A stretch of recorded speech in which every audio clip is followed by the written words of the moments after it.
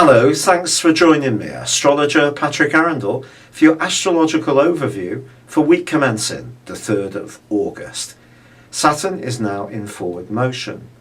This dominant planet, which is really very much to do with structures, is also forging a highly positive link with Mars this week. Now, Mars is very much the go-getter of the zodiac. In terms of us individually, it's about our desires. But in the sign of Cancer, it really pushes us to manage our resources. Now, as it links back to Scorpio and where Saturn is located, Scorpio is very much about getting underneath the surface and really understanding the true value of situations. So if there is something that requires good stewardship, but also sensible understanding of the benefits, then this particular aspect can see us make true progress in a way which is well thought through and with a good chance of standing the test of time. You may also see something really start to achieve some kind of maturity or shape up in a very positive way, which can be very pleasing. However, ironically, Saturn is actually forging a rather testing link to the combination between Venus and Jupiter.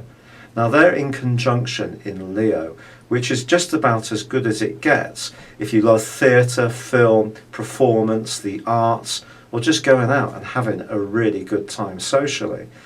But they're being crunch-tackled by Saturn, which is reminding us not to be too risk-taking and not to be too flighty in the way we approach things.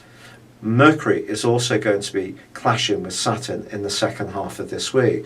This is more about nervous energy tightening up and a sense of things being a bit overwhelming. However, on Friday there is also a quarter moon, and this is going to be emphasising the same parts of the zodiac, both the sign of Leo and also the sign of Scorpio. So Leo's exuberance is tempered by the role of the quarter moon and also of Saturn in Scorpio as well. And that's just saying to us not to get too carried away, not to get too caught up in the more glamorous side of Leo and really fritter away our time, our resources, our energies on things which are not going to shape up. One of those areas could be an unsuitable love attraction.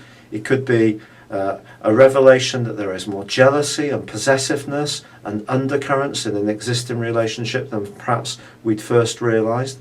But fortunately, Mercury moves on Saturday into Virgo, its home zone.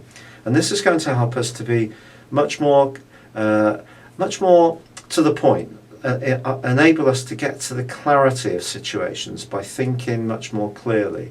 And that's going to be a real asset. Actually, Mars is going to be moving into Leo itself on Sunday, and this is a very, very powerful transit. People with Mars in Leo in their natal horoscopes often end up being involved in some kind of performance, whether it's being in amateur dramatics or playing in bands or in a job which puts them in the public limelight. But if you've got some kind of idea that you feel needs to find a larger audience, then Mars transiting through Leo from the end of this week will certainly help you to do this. But this is a week when we need to stay focused on what's really crucial. That's the association between Cancer and Scorpio. However, if we get too caught up in the pleasure seeking of Leo, then that's when the achievement side of things can taper off. It's been a real pleasure being with you. Thank you for joining me. Good luck and goodbye for now.